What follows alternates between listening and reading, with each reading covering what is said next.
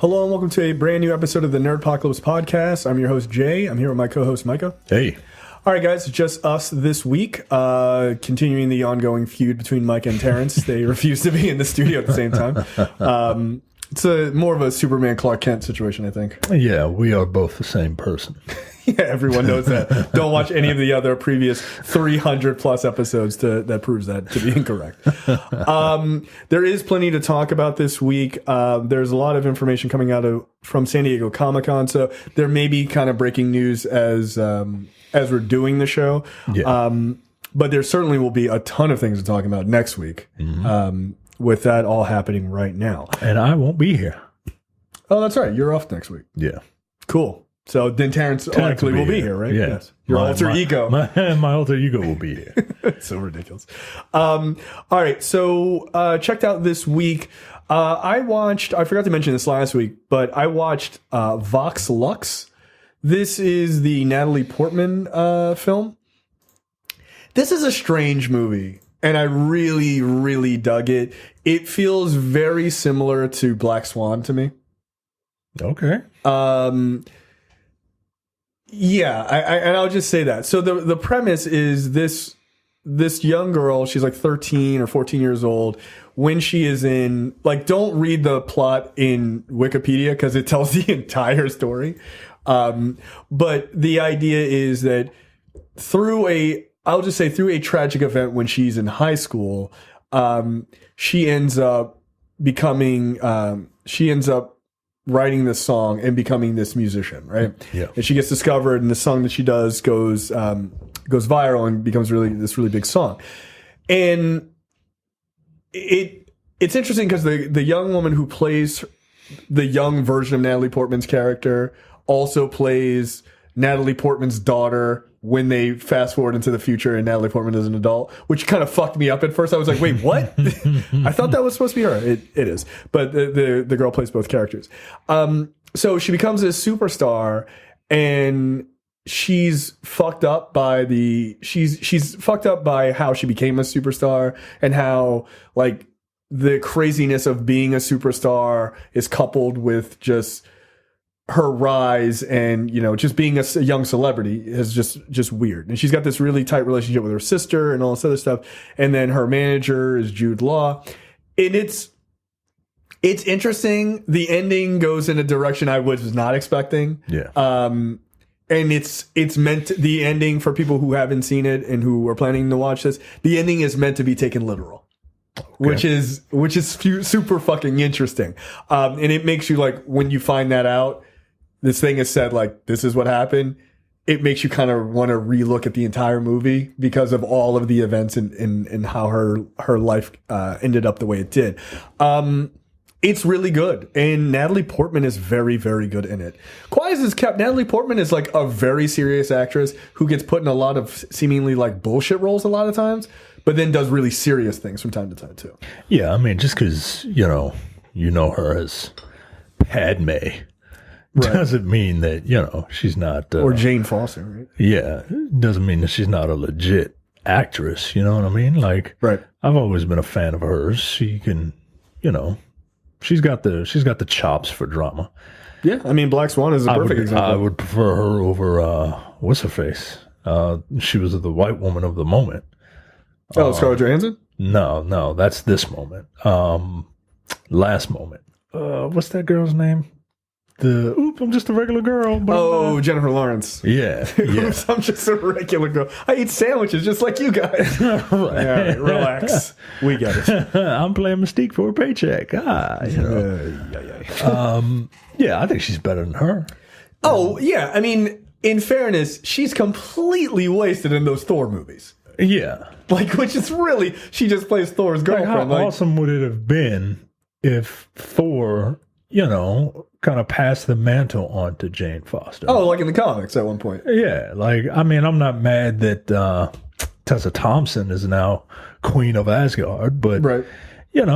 How awesome would Endgame have been if, part of that A-Force lineup was Natalie Portman wearing a weird-ass helmet. That helmet was awful in the comics. I don't care for that one at all. But yeah, it would have been dope. It would have been dope to see. So, but it's fine. Yeah. So yeah, look, if you're into sort of Black Swan, I would say very serious but twisted films like this, I would say that this is one to watch.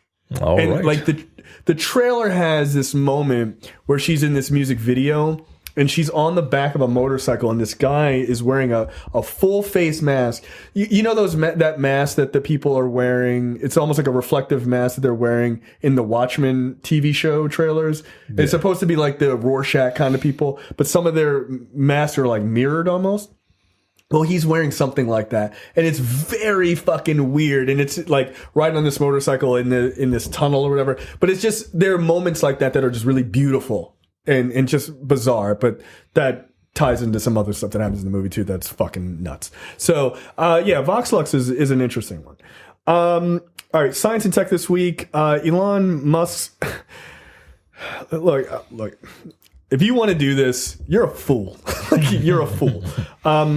Elon Musk's secretive brain-computer interface company, Neuralink, came out and said that they're basically trying to merge the human mind with AI, and they want human volunteers in 2020 that they can drill small holes into your skull and put electrodes. To basically monitor your brain function so that they can hopefully use your thoughts to control things. So if you want to become your own personal Dr. Octopus, this is the way to do it. Well, first off, here's a pro tip on life. Never ever trust a man named Elon. That's funny. Just don't. I mean, look, I'm all for. That's very funny. I'm all for advancement in technology and stuff like that. But is this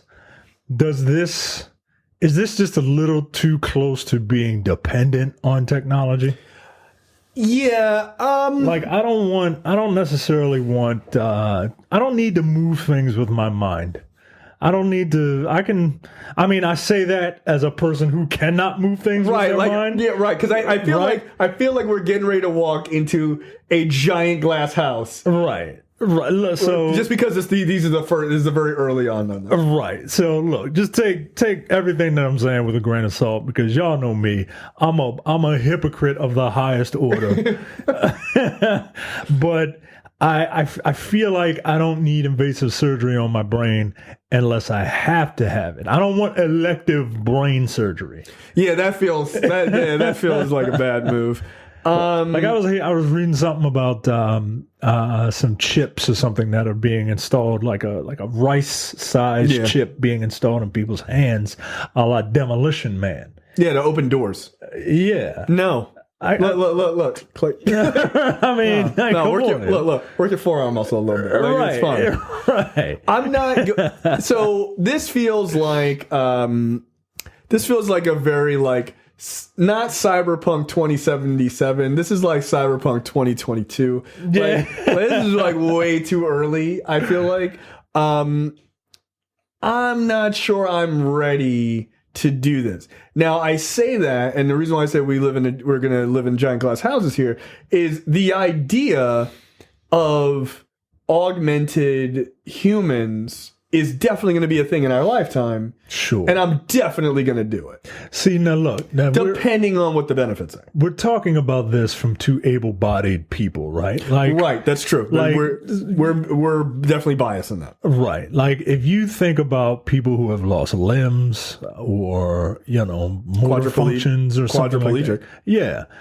I would, because that's like, I mean, I hate to belittle what I just said, but in the Spider-Man PS4 game, Dr. Otto Octavius, he is losing his motor function. Like he has like multiple sclerosis or some shit. Oh, that's an interesting way of playing that. And they are developing prosthetics that you can use with neural implants. Yeah, sure. To be able to use these things. And because he has this degenerative disease, that's why he's creating the arms for himself. Sure. So that he can move around. But I mean, I get it. Yeah, I can totally understand the idea of somebody who is quadriplegic. Yeah. Especially if you're not like born that way. Like if you had an accident and you wanna be able to, like, who am I to tell somebody, no, you just gotta live like that? No, I would never say that.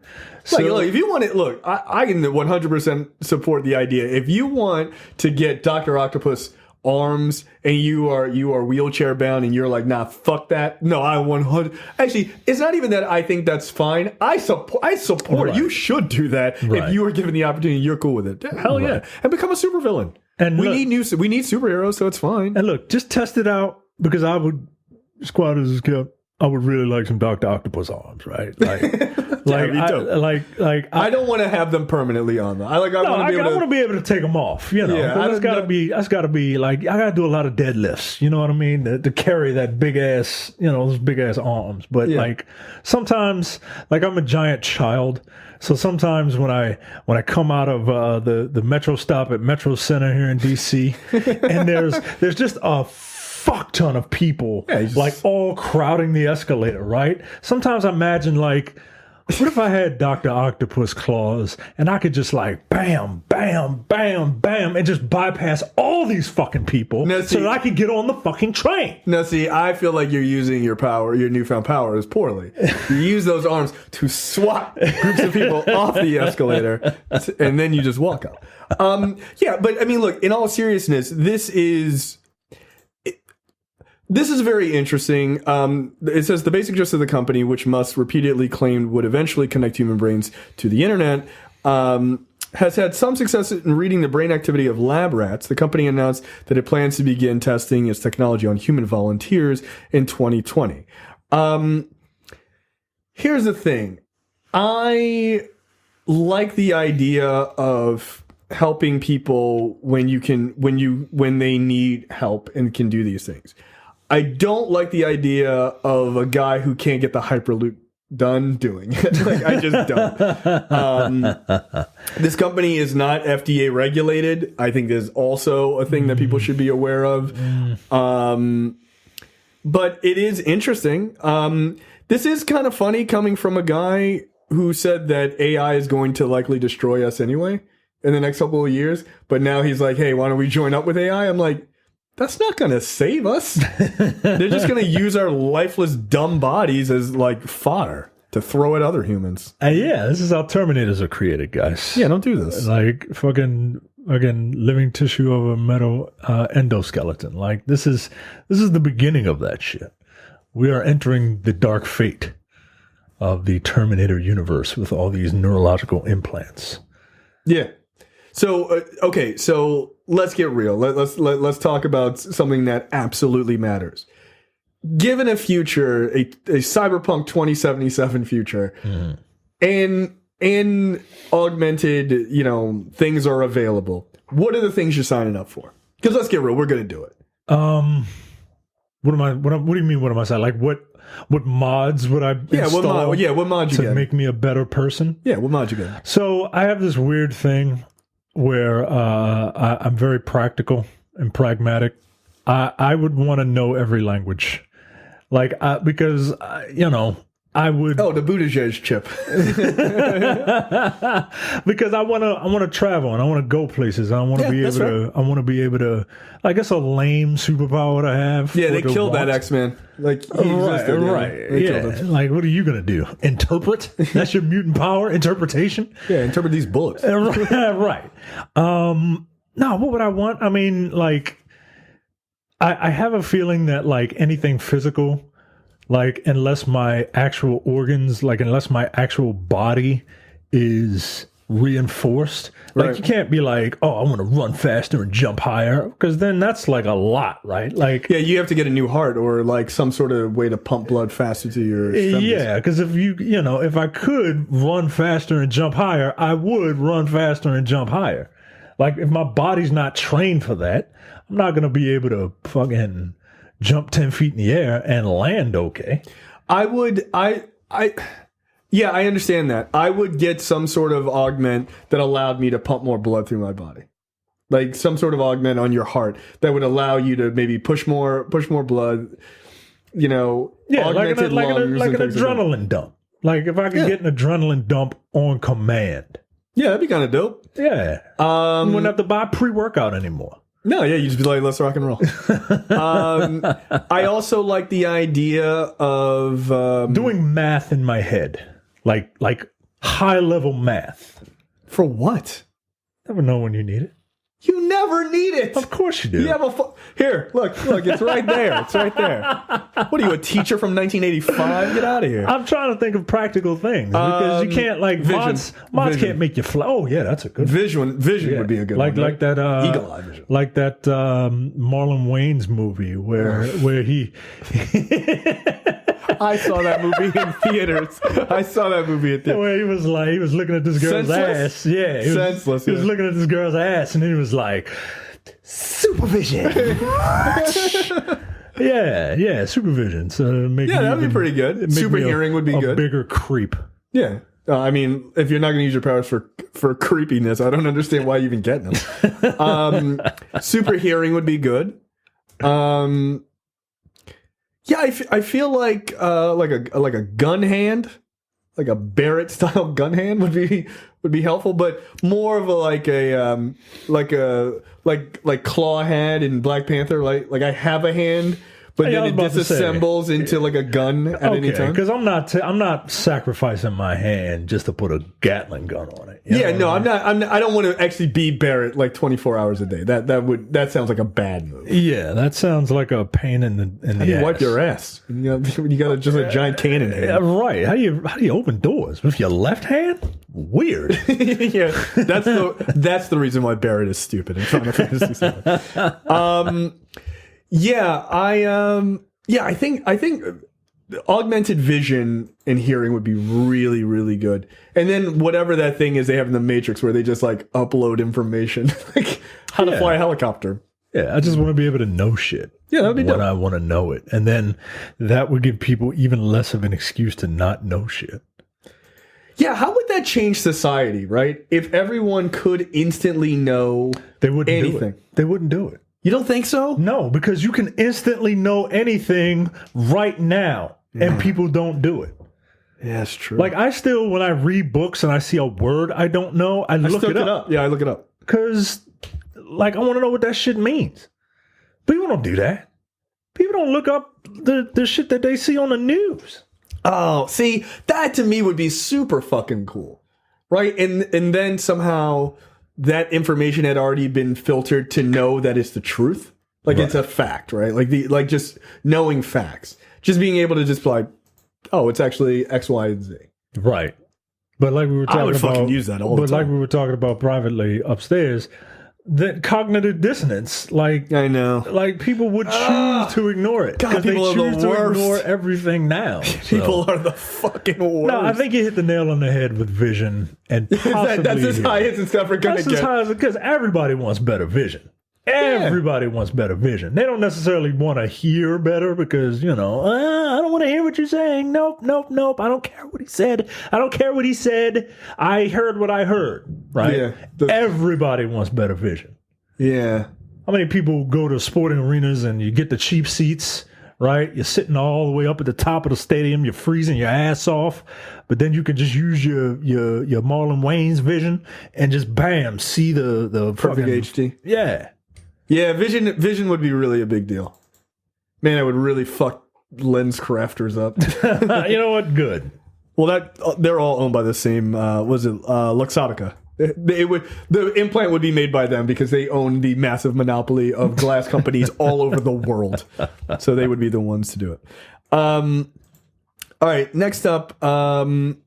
Make sure you use our ad on Amazon. You can go to the nerdpocalypse.com/Amazon. As long as you use that link, we get a little bit of a kickback. You don't pay anything extra, but it is helpful to give Jeff Bezos more billions. All right, lightning round this week, Micah. Amazon plans to release a series based on the Jack Reacher novels, not the Jack Reacher movies. Good. The Jack Reacher novels. Now, I think Jack has read some of the Jack Reacher novels. Yes, our Jack has read those. And he said that they're very good, and the Jack Reacher character is a little different from how he is portrayed in the film. Yeah, so physically he's like 6'3", 6'4", like 250. I imagine that Jack Reacher in real life is the equivalent of, let's say, a Braun Strowman type character. Or like Dave Bautista. Yeah, like is he intelligent? Is he smart? Duh. Sure, Dave. You don't get any lines that you can speak though. I imagine that this big motherfucker is what Jack Reacher looks like. If he looks like, if Braun Strowman is given this role, that would be perfect. That would be wonderful. Jack Reacher could tell people to get these hands. Like, all right, dude, calm down. That dude is way too big. He is. Look, Amazon series, like stuff like this, dude, they're starting to nail it, man. They're really, really good, and I feel like people are still sleeping on Amazon, man. And I know it's kind of cumbersome depending on what you're looking at it on, like what you're looking at. If you're using the website, it stinks, right? But take a look at. They have more than The Handmaid's Tale, man. Like I told you, Fleabag that's Hulu anyway. Oh well, fuck them, fuck Hulu. Fleabag is really good. The Boys is coming out next week. Look, I'm gonna tell you right now, Micah. You recommended Fleabag last week. That show is so fucking good. Holy shit. Like, I've only watched like 3 or 4 episodes, but it's not because I don't want to watch more of it. It's because I'm like literally savoring every episode. Yeah. It's so fucking good. Yeah. God damn. I find her to be hilarious. Also, like, she's very English looking, which is not normally my thing, but I find her very adorable just because I find her personality to be quite cute. It is weird because that character is very sympathetic and at the same time like completely rude and lewd and raunchy and they're just like because she doesn't know she doesn't have like social tact. Zero. She just says whatever. When she scared her boyfriend in the shower, I fucking lost my shit. It's hilarious. But yeah, man, that John Krasinski Jack Reacher series that's coming back. That show is amazing. No, Jack Ryan. Jack Ryan, yeah, Jack Ryan. That show is amazing. What else? What else do they have? Good Omens. I started watching that. That's really good. Yeah. Look, man. They got a lot of good. Marvelous Miss Maisel. Come on, yo. As much as we've talked about that show. That show's tremendous. They have quite a lot. And actually, quite as it's kept, they have more successful series, I think, than Hulu does. Mm-hmm. Hulu has a lot of original series that I just never find any level of interest in. But they also have,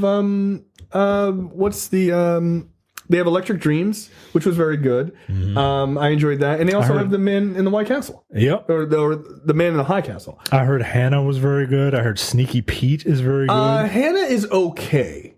Okay. It's okay. I haven't finished that. I started watching it. I really enjoyed the first episode. And then it started kind of acting... It started getting a little wacky. I need to kind of go back.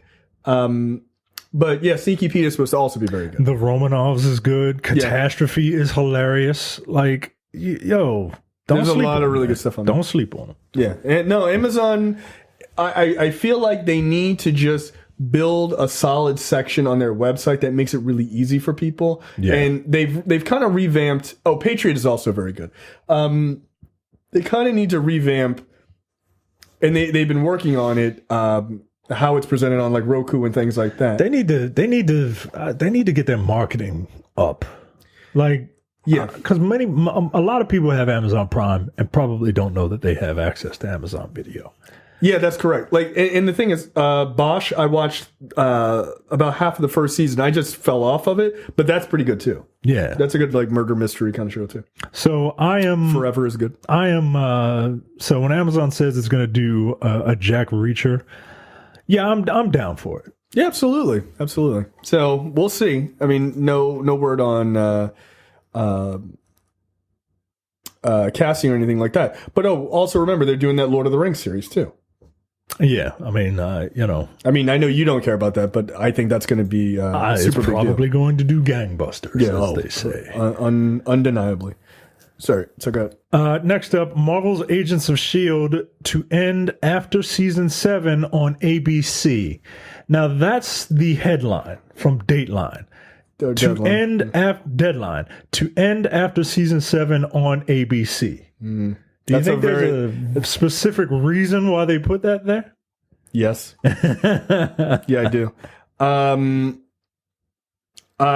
Yeah, I would make the argument that it may very well go to Disney Plus, which would be fine.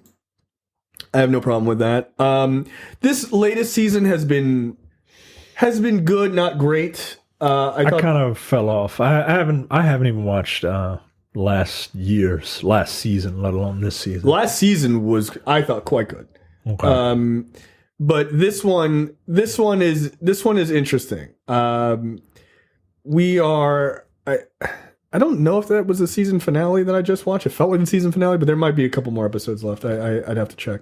I heard this is only 13 episodes this season. Oh, then I can check to see. Which, by the way, like that's it. That's the sweet spot. 10 to 13 episodes for a season of something is perfect. And I know we have a couple more because that was episode 9. Okay, and look, I just heard that it's 13 episodes. It might be 23 or whatever, but it's kind of daunting to be like, all right, let me get ready to watch these next 22 episodes because I can't watch TV when it airs on something. So that's why I kind of fell off last season.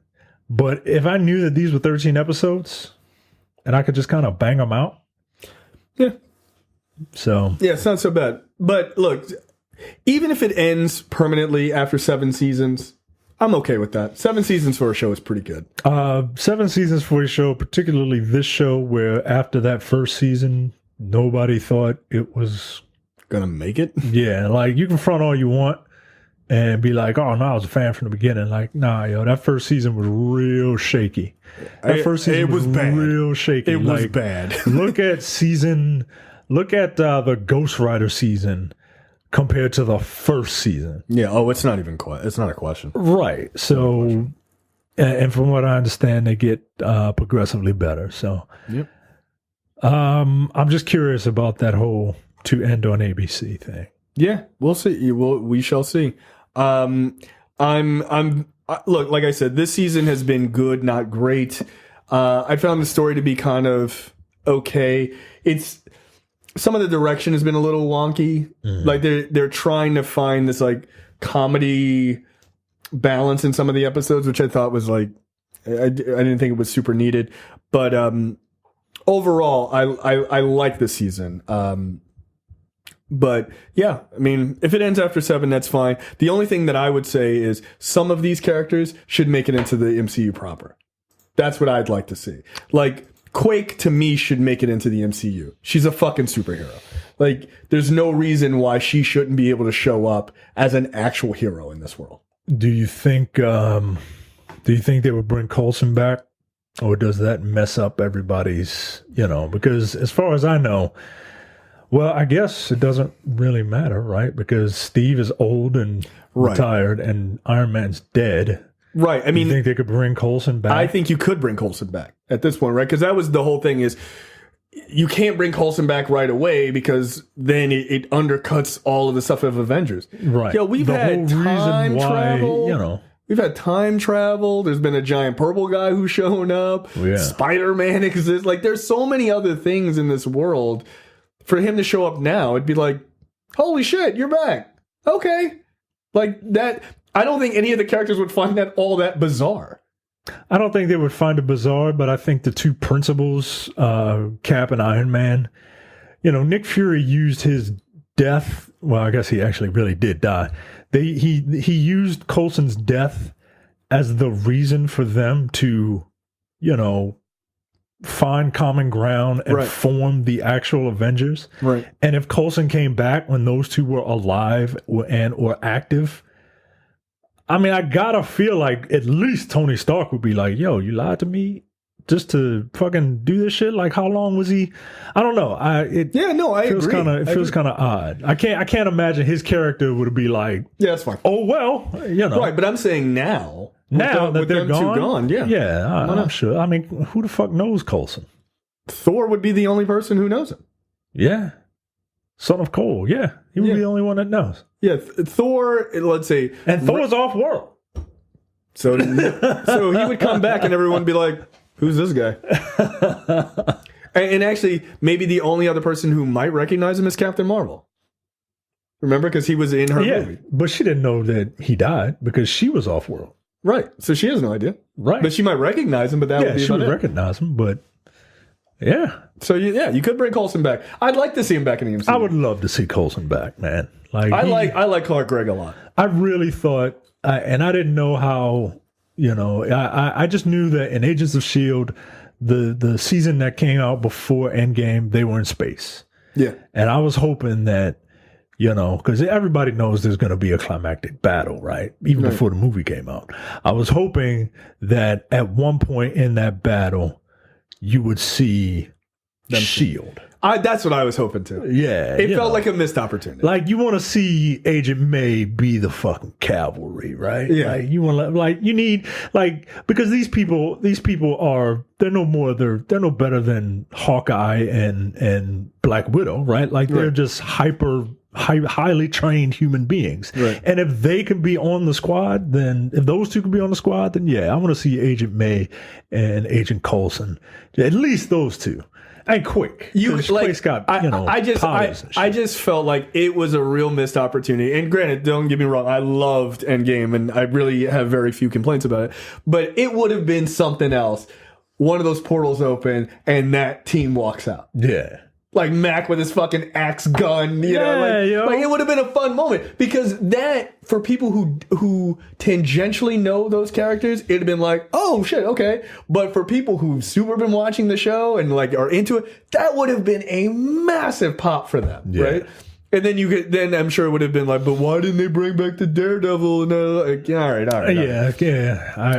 I get it, right? So I don't know. I felt like it was a missed opportunity because I would have loved to see Quake tear it up on screen with like movie effects powers, versus just whatever really fancy fan they used on the show.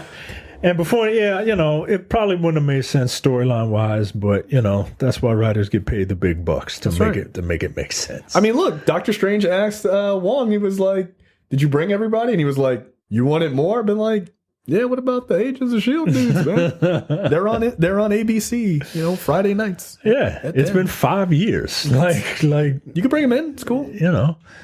So, all right. Next up, She's Gotta Have It has not been renewed. No, she don't.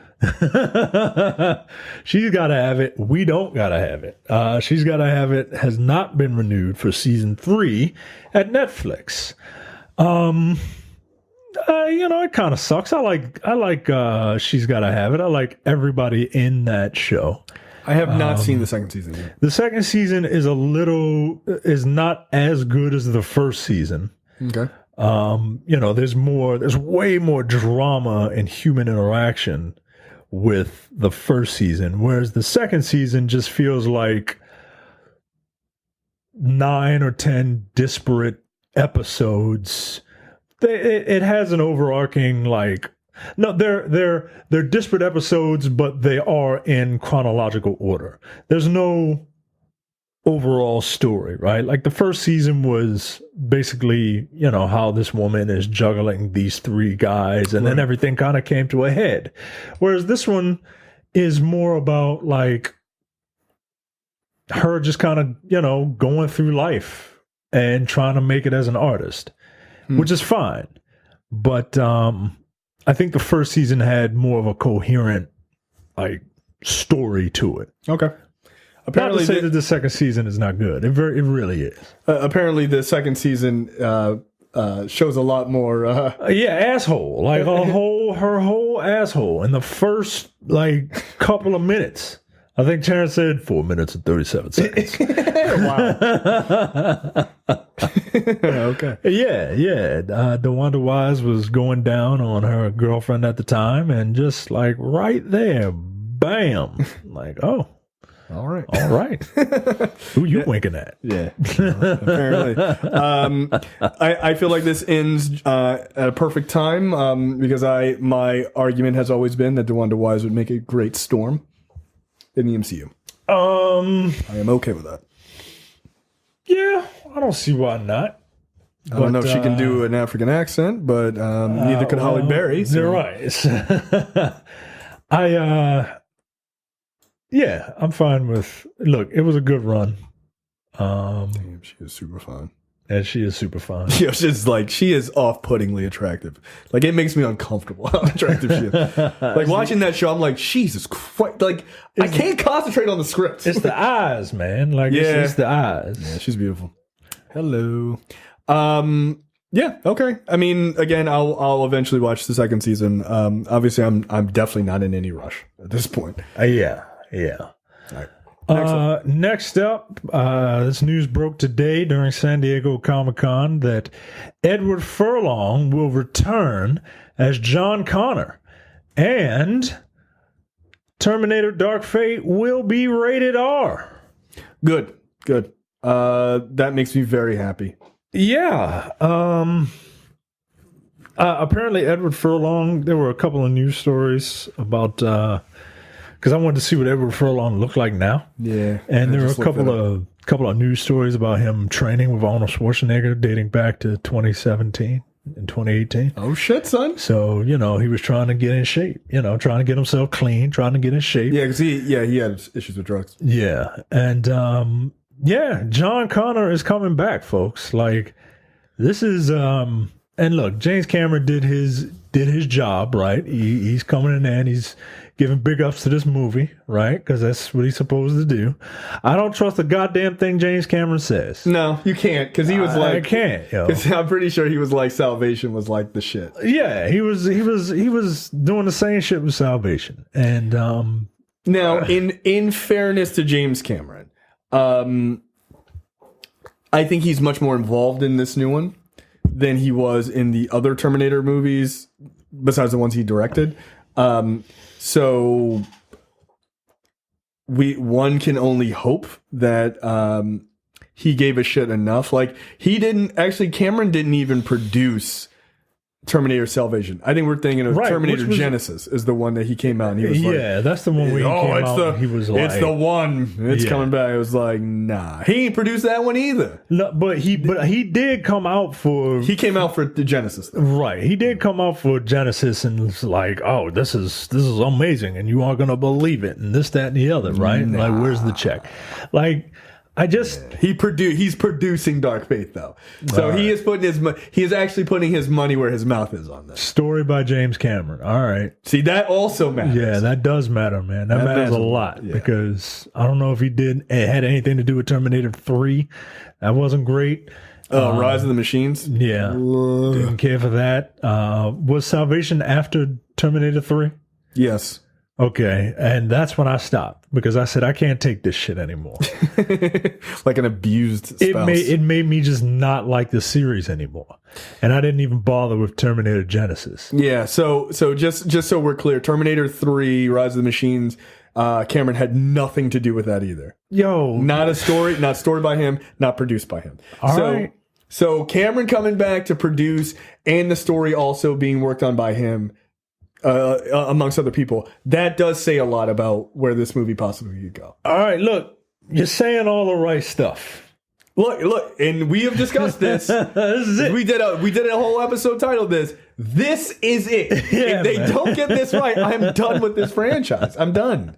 I'm sorry. And I don't even care if they reboot it. I'm done. I may see those movies, but I'm not getting excited about them. Yeah, man. I just... This trailer, I gotta admit, it looks really good. Linda Hamilton looks like a fucking badass. It does, man. I guarantee you, if if Hillary just used Linda Hamilton's picture on all her campaign posters.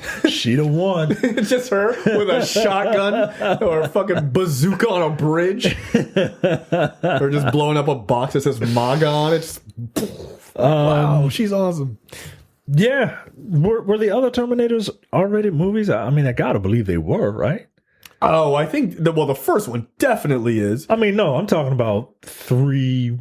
Salvation and Genesis. Let me look that up. I wouldn't doubt that Terminator Rise of the Machines is rated R, but those other ones, there's a pretty all right. So Rise of the Machines, in fact, was rated R. Terminator Salvation. That felt very sanitized. I wouldn't be. That was PG-13. Yeah, And then Terminator Genesis, I feel like was also PG-13. Yeah, it was also PG-13. Yeah, yeah. So that does give us an indicator. Terminator 1, Terminator 2, both rated R. James Cameron both involved heavily in those. Yeah, right? He directed the first two. These other ones he had nothing to do with. Minus Rise of the Machines, they were all rated PG-13. Yeah, you can't sanitize killer robots, yo. People gotta die. Yeah, man. Like, this isn't like they got away with that in the 80s with RoboCop and shit. Like the first RoboCop is a really violent ass movie, and I remember watching RoboCop cartoons. Like, yeah, like RoboCop fought ninjas at one point. You know, like that's RoboCop 3. I'm pretty sure that's PG-13. Right. Like this isn't the 80s anymore, man. Like. You gotta, and if you wanna harken back to what made yes, by the way, RoboCop 3 PG-13. Yeah, that's why it sucked. Yeah, man. Like you got to take the gloves off with killer robots. You know what I mean? So, yeah. All right. I'm trying not to get excited, but I am kind of getting excited now. Look, here's the thing with this franchise. I like this franchise. I want to love it. You know, because Terminator 1 and 2 are, and Terminator 2 specifically, is one of my all-time favorite action movies. Yeah. It really is. And you know why? Because it's still good. It holds up, man. It's still fucking great. That's one to do on No Time to Bleed that we have not done. Don't say those letters. I know. Relax. Just relax. Yeah, we're gonna do RoboCop 3 instead. Imagine we watched trash. Yeah, RoboCop 3 is really bad. RoboCop 2, I actually I begrudgingly kind of like. I remember a little bit of RoboCop 2. It deals with drugs. You got that kid in it. He's a dick. I mean, he almost died. I think he died, which was great. He got shot in that truck. That was awesome. Yeah, the RoboCop. But film. The RoboCop 1, like. RoboCop 1 is the fucking hype. There's no line of dialogue in any film better than bitches leave. But you know what? He was right. And they had to go. And they left. Yeah. I would have. Yeah. Look, as one of the dudes, crazy. I would have left. I'm like, you don't have to call me that, but like, you got that huge gun. You're walking around with a 50 cal for some fucking reason. And Tim Miller seems to be incredibly excited for it. He's quoted as saying, "The DNA of Terminator is an R-rated fucking movie." It is. It is. But when this came out that it was R-rated today, the thing that I couldn't help but like tweet out was, finally, can we get back to adult action movies? Like, look, I love the MCU and the comic book movies and stuff like that. I truly do. I think they're really fun. Yeah. I think they're good family-oriented films. They're full quadrant. Well, not quite full quadrant, but they're working on it, though. Yeah, they are. Yeah. But they're very good family-friendly movies. But, like, sometimes I just want to see a guy get shot in the balls. Like, right. Sometimes, I need some hard R violence. Yeah, man. So yeah, a return to form with like RoboCop being R-rated, because I'm pretty sure that RoboCop reboot that was PG-13, I believe. Yeah, which sucked because the director directed like this Brazilian fucking yes, dude. Yeah, that movie was really good. Yeah, Elite Squad. That's a great fucking movie. Yeah, what a waste. What a fucking waste that was. Yeah, Yeah, they should have just made that one. They should have made that one completely R-rated. Yeah. Again, you can't do RoboCop, Aliens, Terminator. Yeah. Those are the three pinnacles of the 80s and 90s action movies. Yeah. Or Rambo. You can't do any of those movies PG-13. They don't work. Yeah. Yeah. No. Fuck that. Like, come on, man. All right. Movie and TV news this week. Emmy nominations. We're not going to go through all of them, but I just wanted to hit on some highlights. Best drama series. Like, this is a really good list, man. TV is killing it. It is, because, I mean, best drama series, Better Call Saul, Bodyguard, Game of Thrones, Killing Eve, Ozark, Pose, Succession, and This Is Us. Now, I've only watched...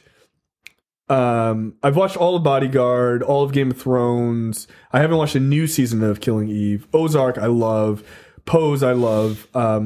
Succession, I haven't watched. You watched it. You said that was really good. I really enjoyed Succession. It doesn't deserve to win. Okay. And This Is Us is very good as well.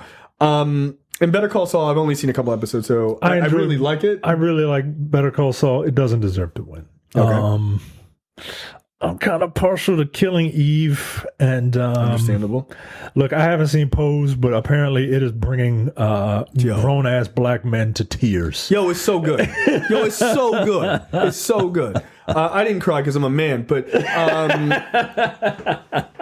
but no, it's so good. Like I have been incredibly impressed with a show that is about a culture that I 100% am not a part of, but I am finding myself to be incredibly sympathetic to the plight of the characters in that culture, which is, gay and trans culture in the 1980s in New York. Right?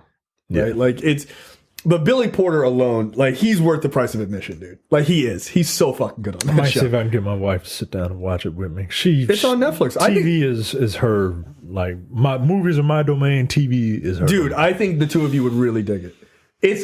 It can be over the top at moments, but it's really good. The stories are very, very well done. Yeah. Best comedy series, Barry, which I started watching. I heard that's really good. I want to get into that. I only watched one or two episodes, but it was only because I was watching late at night, so I just couldn't get into it. But that's not this show's fault. Fleabag, which we talked about earlier, is fantastic. The Good Place I've never watched, but people really like that. The Marvelous Miss Maisel, which I can never say enough good things about. Russian Doll, which is very good. Schitt's Creek I've never watched, and Veep, which is also great. So I feel like that's a pretty solid bit of competition there. Limited series. This is where I think things have been really fucking good. Chernobyl, Escape at Dannemora, Foss Verdon, Sharp Objects, and then When They See Us. Obviously, When They See Us is getting all the accolades, and Chernobyl was fantastic. And I hear Sharp Objects is really, really good as well. Yeah. Television movie, Black Mirror, Bandersnatch. Why? No. Why is that even on? Why? Knock it off. Brexit, which I haven't watched. Deadwood the movie, I hear is very good. King Lear, which is on Amazon. And My Dinner with Herb, which I've never heard of. Yeah, there's a lot of really good ones. I guess, trying to think, what are some other big ones that people are talking about? Yeah, I mean, look, there's a lot of really good stuff here on all of these, and I think TV right now. I think you're right. I think TV is doing a better job than movies are. Yeah, because and look, it has to, right? It has to, because there's so much television out there. There's way more competition at this point. Yeah, man, yeah. And you have way more eyes on TV than you ever have before. Right. And because, movies, well, look, I love movies. I love the theater going experience, but it can be a pain in the ass. It's also expensive. And it's really, really expensive. When I got my, I can watch TV literally on my phone, right, and be entertained. So they're killing it because they have to. And when you have that much competition, like the cream will rise, man. And it is, there's a lot. There's a lot of it, man. There's a lot of it. Yeah. So, yeah, I like this. There's there's going to be there seems to be a real just swell of fucking excellent television. It's actually really impressive. Yeah, it's really really impressive. Next up, Micah, this is definitely in your wheelhouse. So it looks like Daniel Craig is going to be retiring from the James Bond moniker in the upcoming Bond 25 movie. And of course, it was leaked by a bunch of douchebags in the media. So we might as well tell you because I'm sure you've heard about it. They're reassigning the codename 007 to British actor Lashana Lynch, a black woman. So she will be the new 007. Now, of course, there are people who are really excited for this, and then there are people who are freaking out about this. I have my opinions on it, but you are the James Bond expert, so I'd like to hear your thoughts on this. All right, well, first of all, I don't know if you know this, but there is a contingent of James Bond fans who cannot wrap their head around the idea that James Bond movies exist in the contemporary, right? But they think that because the James Bond films are one long saga, and that the man, James Bond, because he is played by different actors, they think that the man, James Bond, is a different guy each time who is given a code name of James Bond and a code number. But that's not true. That is not true. No, James Bond is his real name. James Bond is his name. Right. They all take place in the contemporary. It wouldn't make sense to give somebody a code name and a code number, right? It doesn't. Why? It doesn't make sense. There is one character whose name is James Bond, and he is agent number 007. Okay, that's it. Right, and the Daniel Craig films are a reboot of the franchise as a whole. Yeah, they all are. Basically all. Let's reboots. just fucking cut that shit out. All right. Now, with James Bond retiring, and it makes sense, right? They have to replace that number. Like, there are 9 00 agents, and when one leaves or is killed, they have to replace the 00 agent. Right, because, okay, this is an important distinction. I saw people online, because Lashana Lynch is a black woman, that they were all freaking out, no, James Bond's a black woman. James Bond's not black. James Bond is not black. He's not. James Bond in this film will not be a black woman named James Bond. Yeah, what the fuck? That doesn't make any sense. That makes about as much sense as his nephew being James Bond Jr. It didn't make sense on the cartoon either. I like that show. Yeah, of course you did. That's how much you love James Bond, that you enjoyed James Bond Jr. It was the CW show before the CW shows came out. Like, it was him, he was the star, and then he had his own, crew of people to help him. Oh, my God. Shut up. He would always talk about his Uncle James. Like, all right, yo, James shut Bond up. But there's also the James Bond Jr. cartoon. Yeah, that's what I'm talking about. Yeah, I love that cartoon. It's not good. No, it isn't. Wow, dude, this is really not okay. Look at this Asian stereotype. It's like Ming the Merciless. Like, get out of here. Fuck out of here. So yes, in this film, James Bond is still Daniel Craig. Lashana Lynch is not playing a character named James Bond. Or is she? She's not. She is going to play a character who is assigned a woman name. She's Jamie Bond. Right. She's going to be Jane Bond 007, right? She's going to be the new 007. Like, they've had 00 agents be killed on screen. Yeah. So Alex Trevelyan was he was 006. Right. 009 was killed in The Man with the Golden Gun. So, when one dies, you have to replace them. And that's the slot. So, okay. So then there's another side to this, though.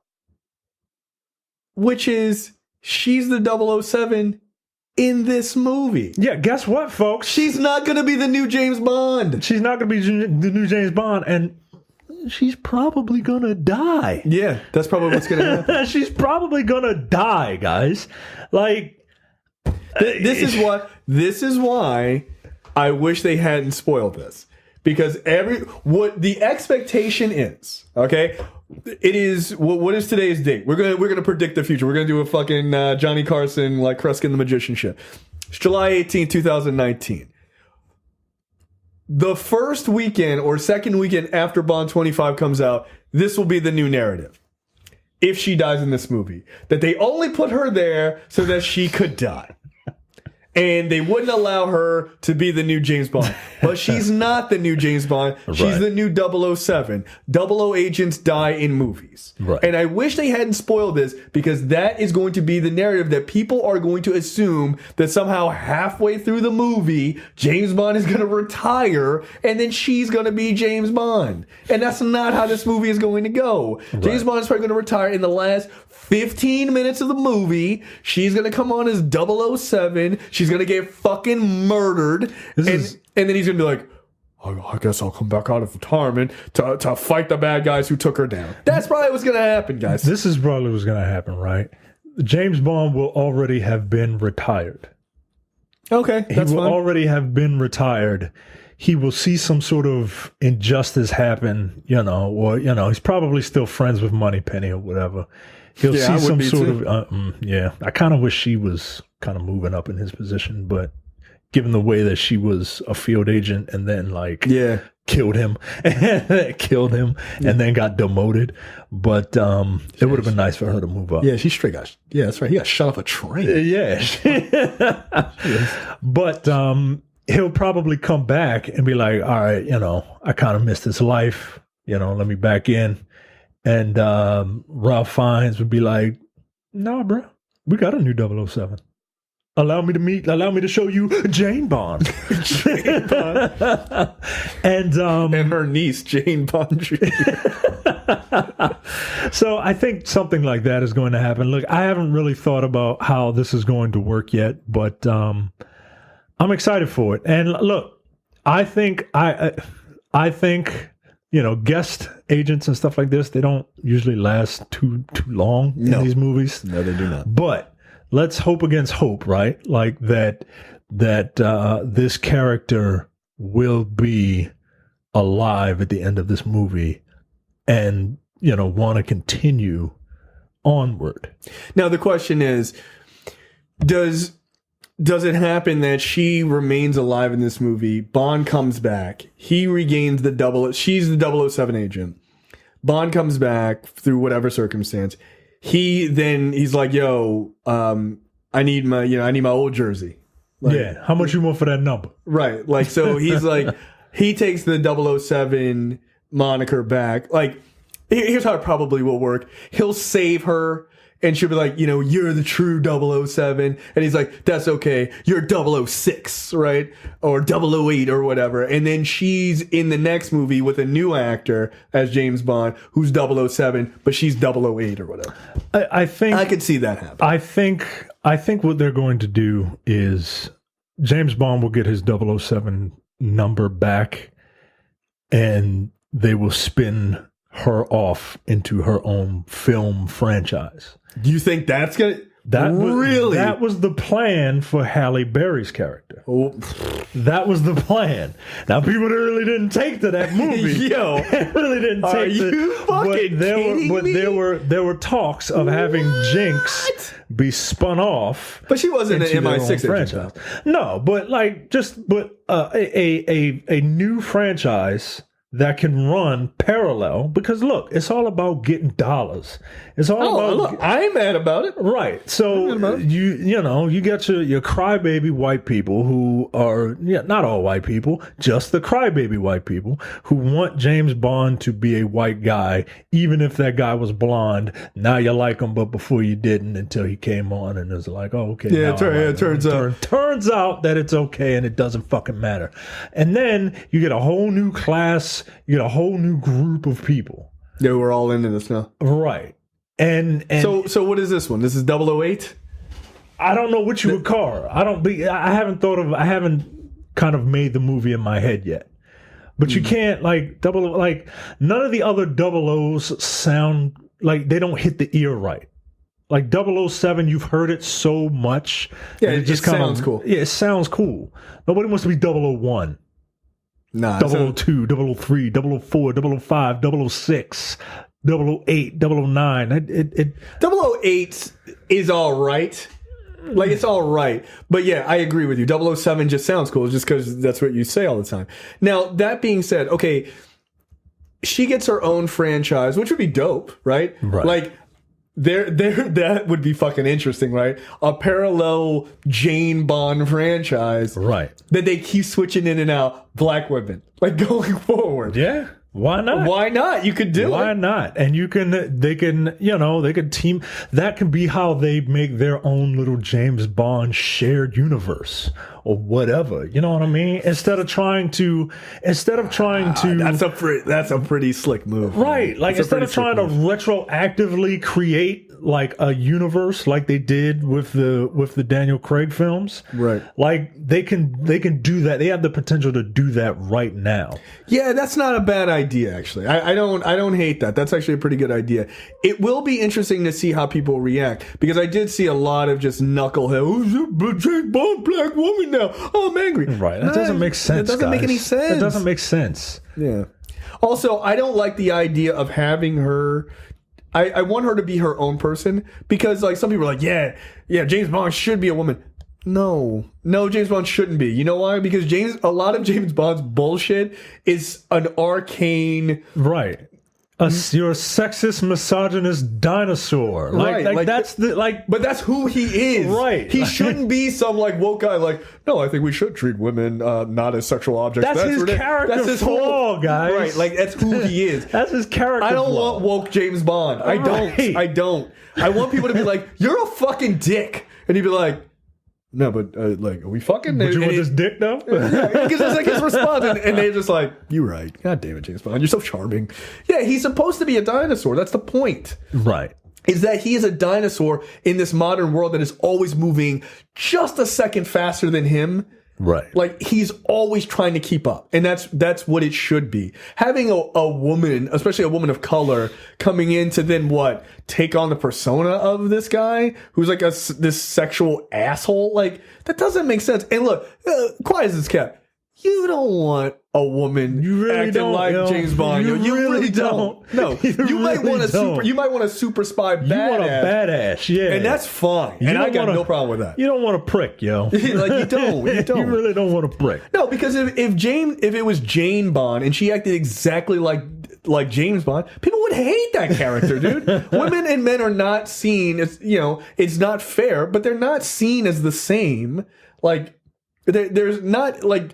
Women having sex with a bunch of men are seen as whores, right? And it's not fair and it's stupid in its arcane viewpoint. But men sleeping with a bunch of women are seen as like virile and shit like that. So you can't just go, well, we're just going to ignore that and just put that in the movie. No, they'd be like, yo, why is Jane Bond just sucking dick all over England? Right, shit is wild. Right. Like, you have to write for that character. Right. Everything about that character, man. Right. Like, exactly. So, yeah, I like this idea, though. I like the idea of giving her own franchise, and from time to time, they link up. I like that idea. That's kind of cool. So, all right. Not bad. We'll see. So, you heard it here. James Bond is a black woman now. Next up, Taika Waititi, who wrote and directed Thor 3, or Thor Ragnarok, has officially come back to write and direct Thor 4, and he... subsequently has put the Akira movie that he was working on, the live action Akira movie he's working on hiatus indefinitely. Thank God. Yeah, a lot of people were really mad about that, and to me that seems totally fine. Yeah, I'm good, actually. I don't know how they're going to do Akira, but the longer they wait on that, the better I think things are going to work out. Totally fine with it. Yeah. Are you cool with him coming back for Thor 4? Absolutely. I don't hate the first Thor. I don't like the second Thor. It's not good. And Thor Ragnarok, it completely took that whole franchise into a whole brand new direction, and I think it's great. I think he single-handedly revitalized Chris Hemsworth's character. Yeah, because Chris Hemsworth's character was real one note. It was speaking in faux Shakespearean tongue and shit like that. Like, nah, it didn't work. It didn't work. I don't think. By the way, I don't think he would have lasted past Endgame, as far as the actor is concerned. Chris Hemsworth wanted something different with his character. He wanted it to change, because that guy, he's not that guy. He wasn't. I don't think he was having fun with it. Right. I mean, Hemsworth was as much Thor in Thor Ragnarok and Endgame and Infinity War as Downey was Iron Man and Evans was Cap. Like, he was actually embodying the character in which the way they wrote him, right? Yeah. The other two movies, it just felt like he was just playing this role. Like, he didn't feel like he had become that character, but he really became that character after Thor 3. So, look, Taika Waititi gets it. Or at least he gets Thor in a goofball enough way that it works. I mean, some people can argue, oh, well, it's not traditionally how Thor is in the comics. I would argue that Thor at his core is just kind of a big dude bro, space dude bro. But I mean, I haven't read too much Thor, so I can't really comment on from that perspective. But Taika Waititi gets the Marvel style of storytelling. Yes. And he knows how to put his spin on the Marvel style. Yes. And that's all you really need to do with any of these directors. That's all they really need to do. Marvel has a style, which some people complain about, but keep going to see the movies. All right, whatever. Keep complaining. This sucks. Another ticket, please. This sucks. I've seen it 3 times in one day. This is terrible. I just want to really make sure it was bad. But, as long as each director brings his unique take to the Marvel style, right? Whatever, man, rock and roll. And that's what Taika Waititi did. That's why everybody loves this movie. Yeah. Look, as much as everybody loves Thor Ragnarok and they love the fight between him and Hulk, and I do too. I think it's really fun. That opening fight with Surtur is amazing. It's so good. It's so good. Because I remember, because Carrie and I saw the screener for that. And when that fight, takes off, where they start doing the camera angle, fucking around with the camera angle, showing Mjolnir coming towards the camera and then moving around and following from Mjolnir's perspective of the world. Yeah. I was like, I looked over her, I was like, no, I think they nailed it. I think this movie, right at that moment, it was just it was clear that this was a very different Thor movie. Yeah. And from that moment all the way to the end, it was just a fucking fun ride. From the fucking voiceover, when he was dangling there, oh, well, I bet you're wondering how I got here. Well, it's a funny story, that. And I gotta fight this Surtur guy. But you don't really care, because I'm just talking to a skeleton. All right, yo. Yeah, they nailed it. So, who would you like to see as the villain for Thor 4? Maybe Enchantress. I feel like that's where everybody wants this series to go, and I feel like that's probably the logical one to go. Yeah, we've had enough of Loki, quite frankly. And, I think minus the series, I think he's done. Yeah, so I think Enchantress. It would probably be the best, the best bet. Their last female villain was Hela in that series, and she was good. Yeah, she was pretty good. But I would like to see Enchantress, and I would like to see her do more. I would like to see what Hela did. I would like to see a storyline that has Thor going up against somebody who is his physical rival, while Enchantress is sort of pulling the strings. And I think my argument has been Hercules. Manipulate Hercules. Yeah. And have them having a dude bro off. Yeah. And then they, of course, come together in the end to take on Enchantress. Yeah, that'd be great. Look, in my casting, it's easy as pie. I'd be like, excuse me, Mr. Cavill, would you like to play this role? And he'd do it. Of course he would. And he's having a fucking hell of a career post DC universe too. It's we'll see. We'll see what Taika Waititi does. And again, I am fine with Akira being on hold. That is more than fine. I mean, come on, guys. Let's lastly, movie and TV news. Let's talk about Scarlett Johansson putting her foot directly in her mouth yet again. ScarJo. She made a comment in an interview where she basically said, "Look, as an actor, I should be allowed to play any person or a tree or any animal because that is my job and the requirements of my job. I feel like it's a trend in my business and it needs to happen for various social reasons. Yet there are times it does get uncomfortable when it affects the art because I feel art should be free of restrictions." That pissed a lot of people off, understandably, because should you play black characters? Should you play LGBTQ? It just comes off as completely. Which she tried to play a trans woman. Yeah. Well, in that movie, she was like, "All right, fine. I'm not going to make the movie then," and it never got made. Right, which was. There's an argument to be made there. The other side of that argument would say, well, if you really cared about the story, you would produce it and find a trans actor. Yeah, but that's not her job, though. Right, it is. She's an actress. She doesn't have to produce films. Granted, I wish she would have done that. Oh, yeah. But at the same time, have to do that. At the same time, I get it. If I felt pushed out of something that I wanted to do, well, fine, make it your goddamn self. Yeah, I'm out. You don't have Scarlett Johansson to push around anymore. But this sounds very tone deaf and super tone deaf. And I think she doesn't get that doesn't sound. She doesn't get why that is tone deaf. Yes, you are an actor, and it is your job to portray certain roles, but what if you are a huge fan of Rosa Parks? You want to play that role? Yeah. How far are you going to go to play that role? You want to paint your face? No. She would just straight be a white woman, just pretending to be black. They would adapt the story for. White people were slaves and defendant. You got to change the whole story. It's crazy. So, look,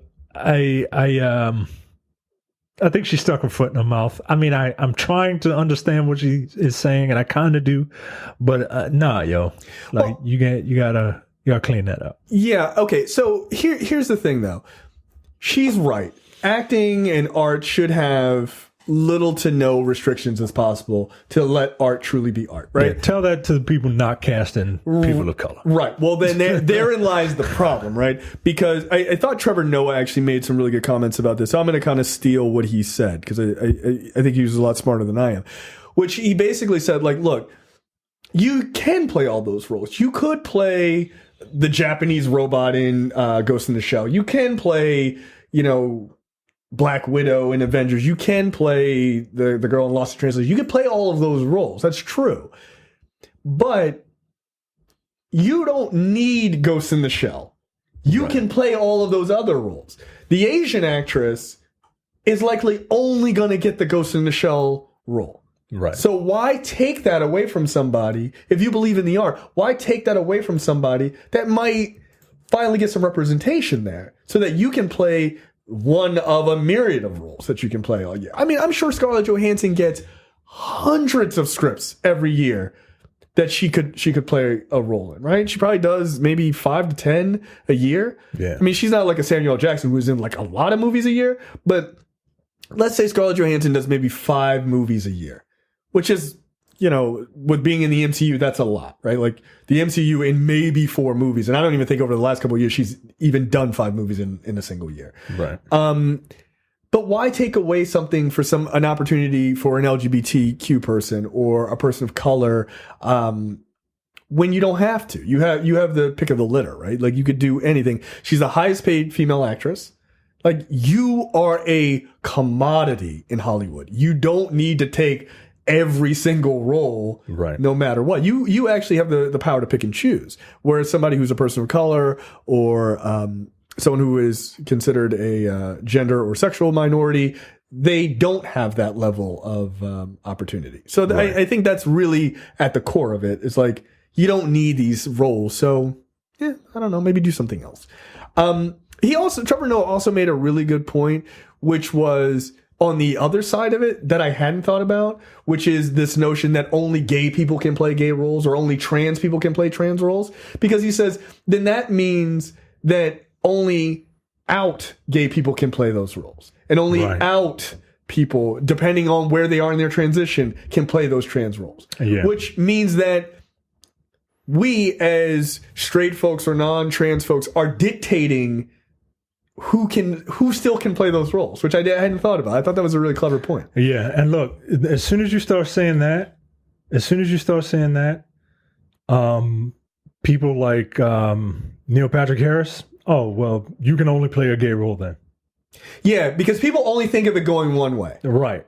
And once you start saying that only gay people can play a gay role, then they're going to say, well, only straight people can play a straight role. Because that's how it works. And you don't want that logic to is shitty, man. And it's terrible logic, and I'm not saying it's right, but that's how people are going to think. That's how people think. Like they don't see you know, they don't see the nuance in that argument. Right. So and that's a whole nother fight. And then it's not. It's stupid. It's very stupid. Yeah. It's very stupid. But look, I mean, I don't know what the proper answer is there. I don't know either. But don't do that. Only gay folks can play gay roles, because it will snowball into stupidity. Yeah. It just will. Right. And also, gay folks have been playing straight roles for hundreds of years. That's only gay people can play gay role. Well, Ariel was drawn as a white redhead, so this black woman can't play her. Right. Like that's the argument you're making. Right. And you don't. And the thing is, what happens in these arguments? We didn't talk about. We talked briefly about the Ariel thing when it first broke, but what happens in these arguments is you're trying to be as diverse as you can, but you're also simultaneously shutting off huge parts to the diversity pool at the same time. And what it requires is a level of nuance. And if you don't have that level of nuance, it destroys it on both sides. It doesn't make sense. Yeah. Right. So it's like representation matters. That's why we have BET. Well, why isn't there white entertainment television? Well, okay, that's not right. You know what I mean? Like they don't look, we know why. Right? Right. We know why. We know that there's one group of people that has a dearth of options. Right. And others don't. Last time you seen a Native American in something? The last time you seen Talkers? Yeah, right. I'm pretty sure that guy was like Puerto Rican. What was that Leonardo DiCaprio movie where he got eaten by a bear? Oh, he had a Native American son. Oh yeah. Revenant. I was going to say The Departed, which is not The Departed. Yeah, it is not the same movie. There's my Indian son. Yeah. In The Departed. Yeah, where he would definitely call him some sort of racial slur. Because my Redskins son. Yeah, we don't really like the Redskins here. We're more Pats fans. Like Cam. Definitely. It's you have to be very careful in that argument. Yeah, it's not an easy one. All right, what the fuck brought to you by JTD? Micah, take it away. 34-year-old David Dowell. I already saw the place. A father from Brisbane, Australia, tragically lost his life after becoming infected with salmonella. Is it salmonella or salmonella? Is it like salmon, where you don't pronounce the L? I think it's salmonella. Salmonella? Or salmonella. No, it's salmonella. Is salmonella? Yeah. Like salmon? Yes. Charlie, as he would pronounce it. The hard L. Which friends claim was the result of him eating a small gecko lizard as a party dare. I'm not eating a live gecko. No, I'm not eating too many live things at all. No, I'm not eating live animals as a party dare. I'm not doing that. Have you ever eaten anything live? Like a bug or something? I mean, not on purpose. They float into my mouth. I mean, you eat a bunch of I don't think shit. I don't think I've eaten anything alive. No, I can't do it. No, I think I would probably have some sort of aversion to that. Yeah. Like feeling it wiggling going down. Like just knowing that as you're clenching your teeth, you are killing something. Yeah, no, that feels wrong. Yeah, it feels wrong. No, kill it over there. Yeah, that's smash the gecko. Yeah, batter it, fry it, and then eat it. Yeah. Like an American. Hit that cow with a sledgehammer out of my purview. Yeah, I don't want to see it. And then make me a hamburger. Dow, who would have turned 35 last week, was brought into Brisbane's Mater Hospital in absolute agony on December 3rd, 2018, 3 days after some friends reportedly saw him eating a gecko at a party. Yeah, don't fuck with your insurance. I was trying to think of 15 minutes could save you more on your life insurance. Well, apparently not. He never mentioned it to his partner, Alira, and to this day, no one really knows for sure if he actually ate it. But a few days after that Saturday party, he was in the hospital fighting for his life. At first, doctors thought he was suffering from gastroenteritis. I don't know if I pronounced that correctly, but in reality, he had become infected with salmonella, a foodborne bacteria that causes diarrhea, stomach cramps, fever, and in rare cases, even death. Yeah, it's unfortunate, man. Yeah, look, if your friends ever dare you to do anything, they're not your friends. Yeah. They're not your friends. None of my friends have said, I dare you to. No. Like, I dare you to eat something disgusting? Nah, yo. Not unless it's something I've eaten. You know what I mean? Like, yeah. And even then, I'm good. Sucks that this guy died, but it does, actually. Don't eat geckos. Don't eat live things, guys. Yeah, that's a mistake. God damn. Like, prepare it, Like, yeah. Again, just take it by the tail, bow, hit it on the table, kill it, fucking deep fry that bitch. Like, crack an egg, Yeah. Get some panko crust and batter it. And I'm surprised this is in Florida, man. Florida has a ton of geckos. I remember the first time I went to Florida and saw a gecko. I was like, "What the fuck is that?" And my wife was just like, "It's just a lizard. Calm down." That sounds like what the fuck is a lizard, yo? Like, I don't see these things. Yeah, and that sounds like someone else. Yeah, that you're related to. What the fuck is that, yo? Hey, yo. This is lizard. I'm Baltimore, yo. Ain't got these over here. My cousin moved to North Carolina. Oh, he moved down there? Yeah, he moved down there. Oh, boy. And he had never seen a lizard before. And we had the same reaction. He had a similar reaction that I did when I first saw him once. Like, hey, yo! Fuck is that, yo? Little motherfucker, yo? You know who you fucking with, yo? From Baltimore, yo. Like, relax. It's a lizard. The worst thing that could happen is you eat it. My what the fuck story is stupid. Soylent. It's a wonder food made from electricity, water, and air. And stupidity.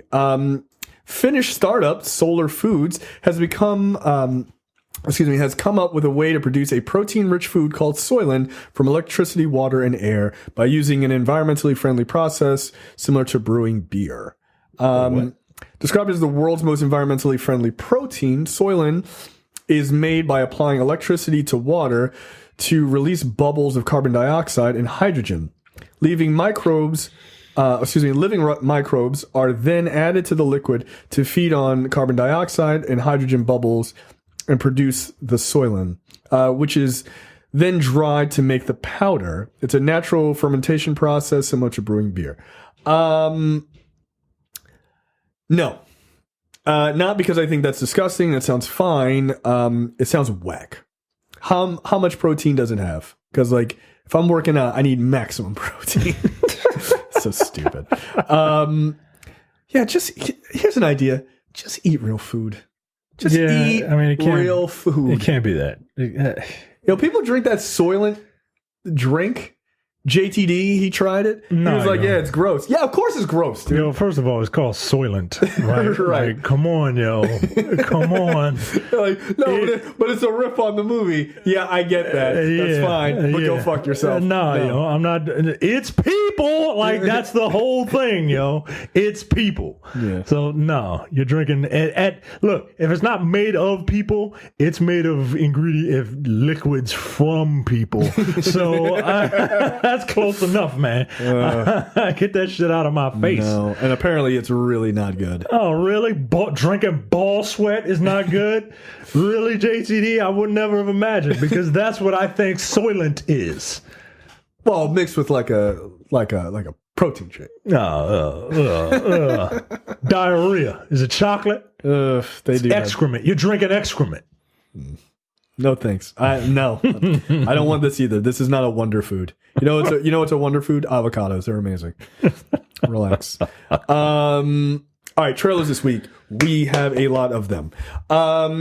First up, 3 from Hell. This is the follow up to The Devil's Rejects, which, as a known pussy, I am a giant coward. I love The Devil's Rejects. It is a twisted fucking movie. It's a really good movie. Yeah. This was back when Rob Zombie could direct. I don't know what the fuck happened. But this picks up right after the events of The Devil's Rejects, because they all got shot up in that car, and we all thought they were dead. But old Sherry Moon Zombie and Otis Driftwood and Johnny Lee Jones are back. So then they go on a killing spree. This looks more in line with I feel like it looks more in line with House of a Thousand Corpses than it does with The Devil's Rejects, just in the way it's being shot. But that being said, I personally found The Devil's Rejects to be one of the more twisted movies I've ever seen. Like, seriously, deeply fucking twisted. And I enjoyed the hell out of it, but there are parts of that movie I actually own that on DVD, which is crazy. Yeah. This looks pretty good. I'll probably watch this when it hits Netflix. Like I did, I don't think I saw it on Netflix, but I remember sitting and watching The Devil's Rejects at home. And I thought it was kind of cool. Well, the ending, they actually make them sympathetic. Right. Which was a hell of a turn for the shit that they did in that movie, dude. That entire motel sequence is one of the most horrifying things. Like, it physically made me very uncomfortable. Yeah. But I like stuff like this. I'm not really into spooky I don't like ghost shit. Yeah, I don't like ghost shit. I can watch a human chop up another human all day long. Right. And this is also a very psychological thriller, like horror too. Yeah. Like, they torture people physically and mentally. Yeah. Which is that's fine. Like, you can't I can't fight off a ghost, No. I don't like ghost dolls and no. I'm not watching any of that shit. Yeah. No. But 3 from Hell looks pretty good. Here's what doesn't look good. Jay and Silent Bob reboot. No, I think this looks terrible. It looks super dated. I have little to no interest in this movie. I have none. I just I put it up here because I've seen most of Kevin Smith's movies, and I think Kevin Smith is a nice guy and all. Some of his movies I like. I remember liking. I can't. I imagine that if I go and watch Jay and Silent Bob Strike Back. Yep. Saw it in theaters. So did I, and I don't think I would really care for it.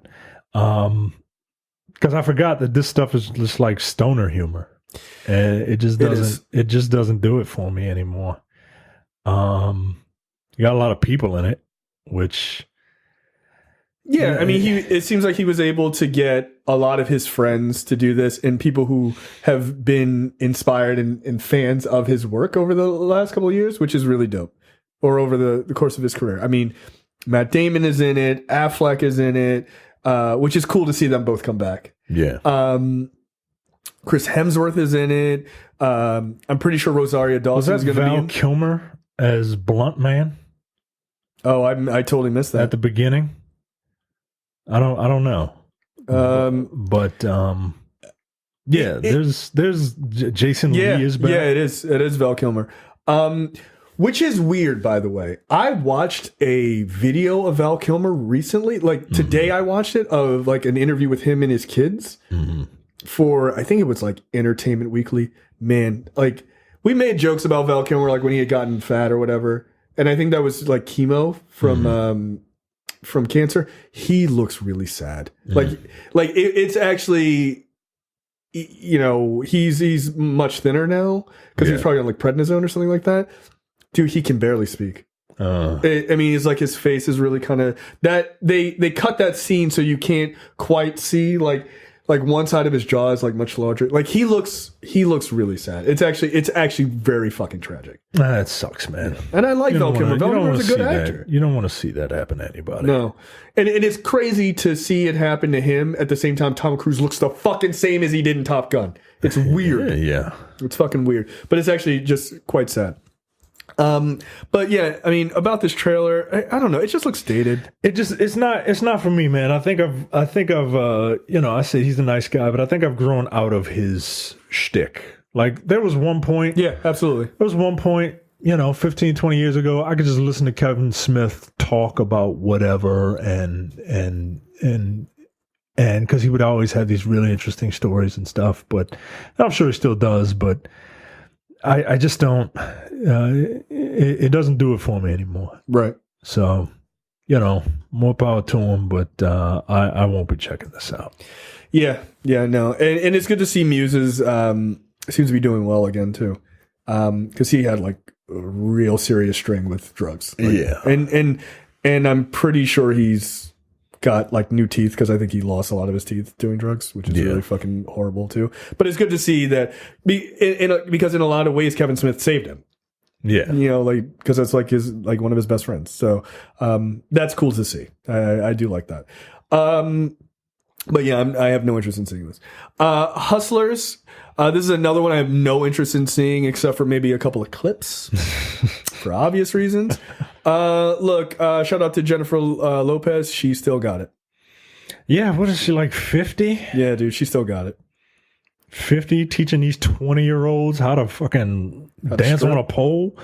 Like, come on, yo. Yeah, I love Jennifer. she is a freak of nature, yo. And no work done, as far as I know, right? I don't think so. I don't think so either, man. I think she's just like a real fitness person and just like kind of kept that shit going. She looks great.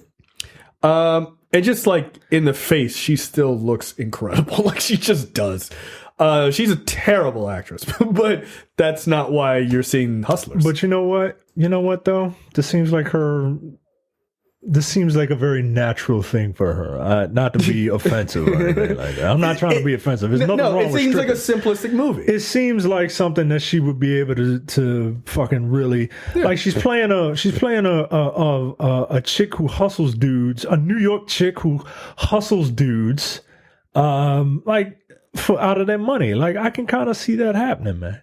Like. Yeah, if she worked at a strip club, guess what? I'm probably spending that money. Yeah, man. Like I've seen, she had this show called Shades of Blue. Oh boy, where she played she was a cop alongside Ray Liotta.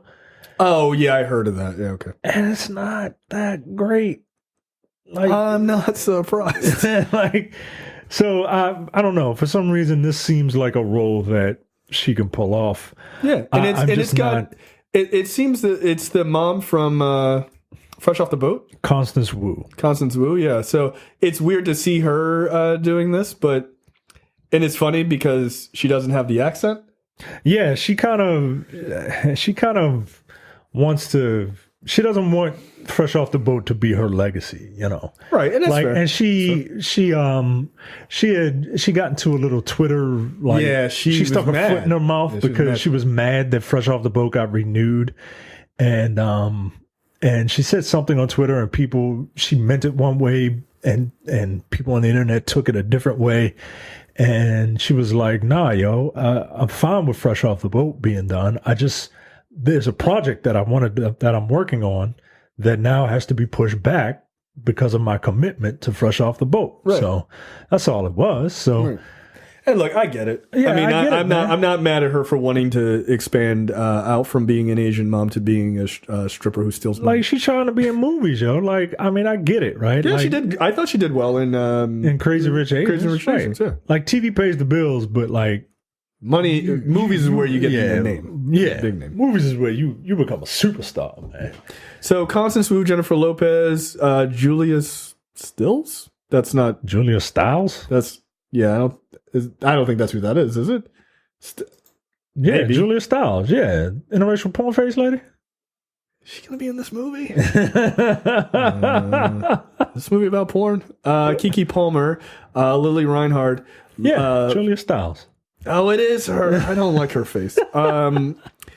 Lizzo, who is super popular now, and Cardi B, who was a former stripper playing a stripper in this movie. That's fine. I just want to see Cardi B do one dance. That'll be enough for me. Thank you. I'm not seeing this. No, I'm not checking it out. No. Good form, but it's not programming for me. Yeah. I mean, maybe if there's a screener and literally no one else wants to go, I'll go. Terrence will go because Lizzo. Oh, yeah. That's right. He's got a thing for Lizzo. Next up, Night Hunter. This is starring Henry Cavill, Alexandra Daddario, and Mr. Ben Kingsley himself. The first Ben Kingsley movie that we're going to talk about. Yeah. Look, I said this when we talked about RoboCop and Terminator and stuff like that, and I mean it in this case. I miss adult-oriented fucking movies. I miss them. This looks dark and fucked up and serious, and I like it. I love a good serial killer murder mystery movie. I do. I love those fucking girls with the dragon tattoo movies. I love them. The Swedish ones, the American ones, except for the latest American one, which was really bad. But even then, I still kind of liked it. Yeah. I like these type of movies, man. I like this fucking David Fincher style film. It's gray. It's dark. It feels cold all the time. There's predators. They're grabbing women, probably murdering them. Good. Not just killing women. That's not the part I'm talking about. But just dark, twisted shit. That's what I want. That's what I want. And Ben Kingsley cracked the dude in the back of the head with a baseball bat, which was not what I saw coming. Yeah. And then he fucking chemically castrated his ass, which you are not a fan of. No, I don't think that's necessary to do to human beings. But I mean, it is what it is. I thought that was a little extreme, but okay, Gandhi. The guy that directed this movie is 1 year older than us. What the fuck are we doing? Jesus Christ. He has 3 director credits to his name. What did he do? The Other Man, which is a short. Night Hunter is his first feature film. And he has a movie coming out called Absence of War. Okay. Well, this looks very, very good. It does, man. It does. It looks like you said, like some Zodiac killer type shit. Yeah, I like these movies. And stuff like that is usually reserved for like TV shows now. So yeah, it's nice to see this in a movie. Let's hope that it is more David Fincher and less whoever directed The Snowman. Oh, don't get me started on that movie with your boy Harry Hole. No, yeah, this looks really good. And look, there are two people that seem to be getting a good amount of work after their superhero roles. Chris Evans, who we'll talk about later, and Henry Cavill. And I'm happy to see that they're not being typecast as that's the only thing they can do. They're doing other stuff. Yeah, well, Henry Cavill really didn't have a lot of time in the role, so yeah, that's very true. I'm assuming it would be easier for him to break out, but yeah. Next up, It Chapter 2. You saw the first It? I did. It creeped me the fuck out, dude. It really did. Are you interested in this? No. And it's not because it doesn't look good. That movie really, I don't like this type of shit. Like, I just don't. Yeah, like spooky shit. I don't. I don't like clowns. I don't like crazy, creepy spider clowns. Like, all right. Enough. It's just spooky shit. That giggle makes me very uncomfortable. I'll probably watch the first It before this comes out. You should. It's good. Like, it's good. Yeah, that's what everyone says. It's fucking twisted. Dude. I have that stupid miniseries in my head, and I'm like, yo, I can't take this seriously. Nah, you can take this one seriously. It ain't fucking around in this one. But it looks good. It looks good. It's cool to see a good look at the Losers Club and everything else. Yeah, I think it's going to be good. I'm not excited to see it because I'm a coward, but as a movie, yeah, it looks good. It looks very good. Fuck this movie. Next up, the Red Sea Diving Resort. This is the Chris Evans movie, and Michael K. Williams again, and Ben Kingsley. Yeah, this looks good as well. I'm not impressed by Michael K. Williams' Ethiopian accent. No, not at all. No, I don't think it's good at all. I think he has a Central American Central African accent as opposed to a Northeastern African accent. But okay, details. I mean, that's his job, though, right? Yeah, that's his job. But this looks very good. This is about the sort of uprising or the kind of civil war that happened in the 80s in Ethiopia, which, incidentally, I won't say this person's name on air, but a person that we know, who's Ethiopian, that my wife knows. Yeah, that's how her and her brother got here. Oh, wow. It was escaping this, actually. Oh, shit. Which is a really fucking crazy, tragic story. My people. Yeah. Likely both of us, which is fucking bizarre. Yeah, this looks very, very good. This is a Netflix movie. It comes out July 31st. So if you were really dying to see it, it comes out in a week and a half. Yeah. This does look good. My wife, who, I talk about all the time because we love going to movies, and she has a wide range of things that she likes and doesn't like. Mm-hmm. This is in her wheelhouse. She'll like this. Oh yeah, yeah, she will. So I can't wait to show this to her. And, are you upset that this is a white savior movie? See, here's the thing with white savior movies, right? Like, everyone gets mad about white savior movies and stuff like that. Like, my definition, right? like we need white people. We need white people. We can't do everything on our own. Like, I know, like, they exist in history. They exist, guys, and some of them aren't bad, Terrence. But it's weird to call Terrence a white person, but go ahead. Oh well, he is. Isn't he like 25% white or some shit like that? No, it is 45% white. Yeah, that's right. 45% white. 45% white and like 55% Native American. He ain't black. It's true. We really need to rethink this whole black on black cinema thing. But yeah, like, when people say white savior movies, like, white savior movies to me are when the white man comes to someone else's land, goes native, becomes better than the natives at whatever they're trying to fight, and then saves them. Right.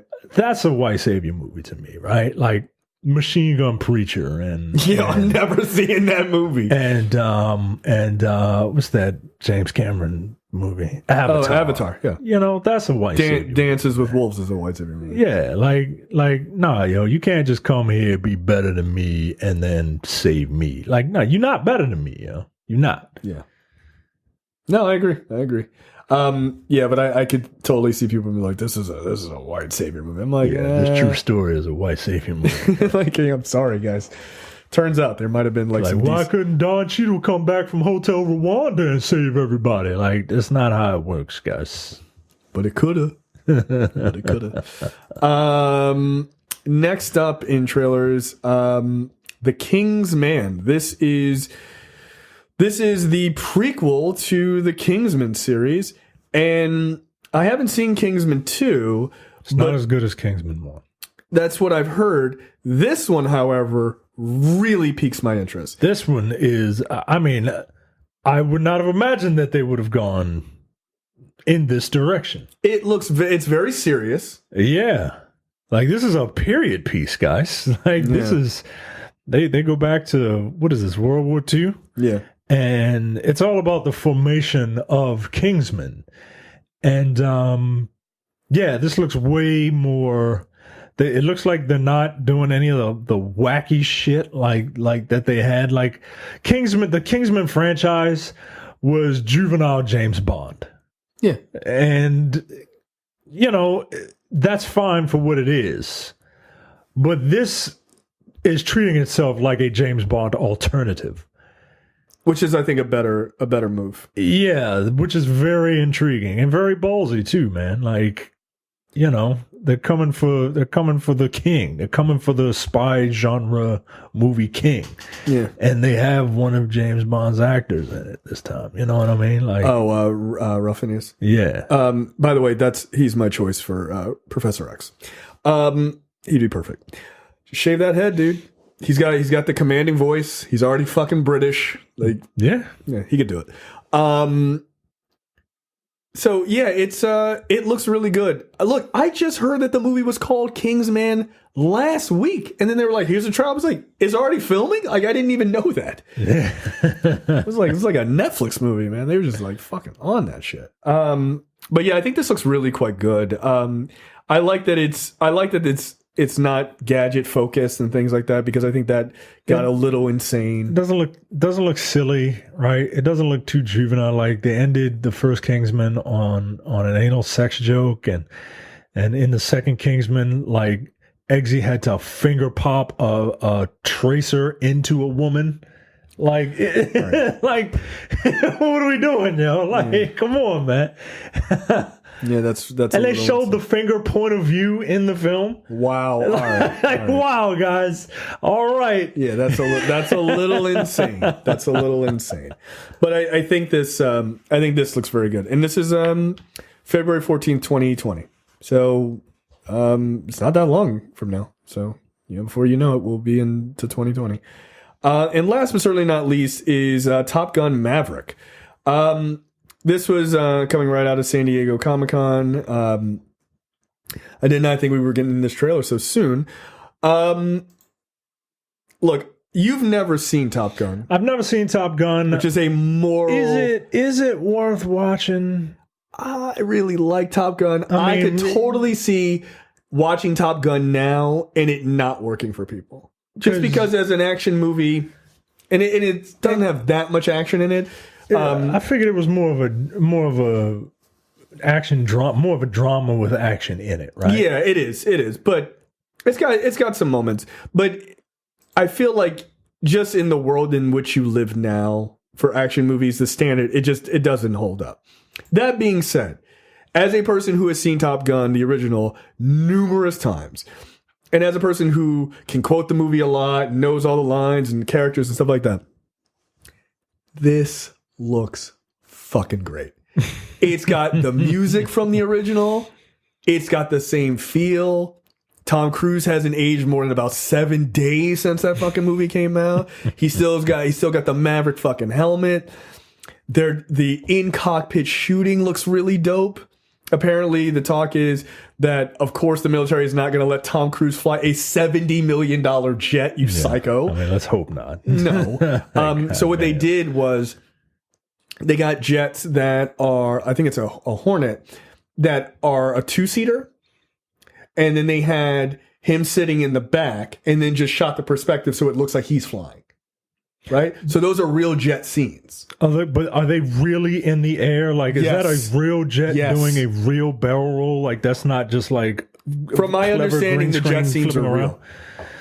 Yeah, they're real. Jesus Christ, dude. Tom Cruise is a wild man. He's a fucking psycho. Like, I can't... Like, I'm going through my midlife crisis, but god damn, yo. Yeah. Like, He's got the motorcycle. He's flying next to the jet. Like, it's so... Dude... That jet flying low to the ground like that looks kind of cool, man. I'm telling you, man. Look. I'm going to check it out because you are not the only person. Like, I knew a guy who used to work at GameStop. He loved Top Gun so much, like he joined the Air Force because he wanted to be a pilot because of this movie. He named his son Maverick. Like, yeah. fucking relax. Also, by the way, they were Navy pilots. They weren't Air Force pilots. Just saying. Like he wanted to fly jets because he saw this movie. He wanted to fly jets. You do know that they literally had an increase when this movie came out. The original, when it came out, there was literally a marketable increase in the amount of people who applied to be fighter pilots in the military. That's how popular Top Gun was. That's how powerful art is, guys. Yeah, people want to go get a plane and shoot down shit and possibly die because they saw Tom Cruise. That's how amazing Tom Cruise is.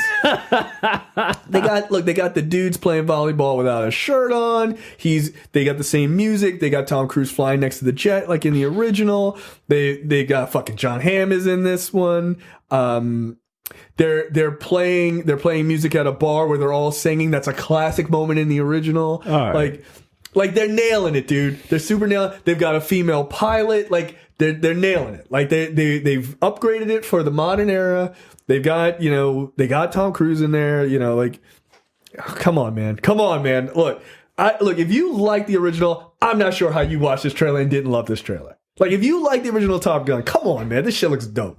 He's got his fucking team with him and shit. I'm super hyped for this movie, man. I was not hyped for this at all. But god damn it, this looks good. God damn it, this looks good. No, the one thing that is scary to me is that this is being directed by the guy who did Oblivion. And I did not like Oblivion at all. I thought Oblivion was bad. Joseph Kosinski. Now that being said, he also did Tron Legacy, which I also didn't like. So I don't know if Top Gun Maverick is going to be good. Chances are it's not, but it visually will look incredible because both of those movies, even though I hated them, visually were very, very impressive. All right. I'm going to watch Top Gun. You're going to watch the original? I'm going to watch the original. Yeah, you should. You should. See what the big deal is. Look, as much as I rail on the 80s, I do enjoy films from the 80s. Yeah, I think they are, like you said, just really, the highs, the feel-good movies are really feel-good, and the serious movies they just have like a certain grit to them. Yeah. That you don't see a lot nowadays. So I'm going to watch this. And I better enjoy it. If I don't enjoy it, I'm going to be pissed. Okay, wow, that's a hell of a standard. All right, any parting words? Because that's it for trailers as well. Enjoy San Diego Comic-Con. We know a couple of people who are out there now. Have fun. Yeah. My black ass ain't going back out there until my son can appreciate it. Because while it is fun, it is a lot. But yeah, enjoy all the coverage and all that good stuff. Anything you're hoping for on Saturday? Big Hall H stuff. So Marvel will be there. Will DC be there? DC is not going to be there. That kind of sucks. From Marvel, I don't really expect much. I honestly, I don't. Black Widow footage, maybe? Probably. That's probably what you're going to get. I'd be excited at this point for either or Black Widow footage or the announcement of all those. Remember, they gave the dates. I would like to see the actual movies, the timeline, the timetable for those actual dates to see what movies are coming. That's what I expect. So for me, I think you're going to probably get Black Widow footage just because it's been filming.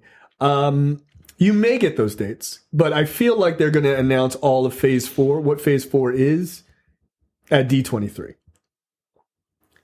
I think the only thing that you might get, you might get it, is that they have a movie coming out, and I had to look at those Marvel release dates because I expect at least one of those things to be named. The next one, I expect the next one after Black Widow. Yeah, because they have May 1st, 2020, and November 6th, 2020.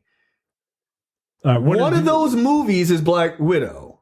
I imagine, right? Right. And whatever is after what's that. the other movie that they haven't talked about that isn't filming? Right. And to me, that is curious because a lot of people think that it might be a Cap movie secretly that they've done with Cap going back in time that they could have filmed in between while all the in-game shit is going on because everybody's there. Yeah. And you could have pulled it off. Huh. Okay. That's the only thing. And I'm I'm curious. That would be a hell of a fucking shock, dude. If they were like, surprise, motherfucker, here's Cap 4. Yeah. I mean, look, if you're right. Cap through time. I don't think you're right, but if you are I don't know. I don't think I'm right either. I think they like to do these things in like trilogies. But no, because Thor 4. Yeah, you're right. So all right, who knows? But the thing is, what is it?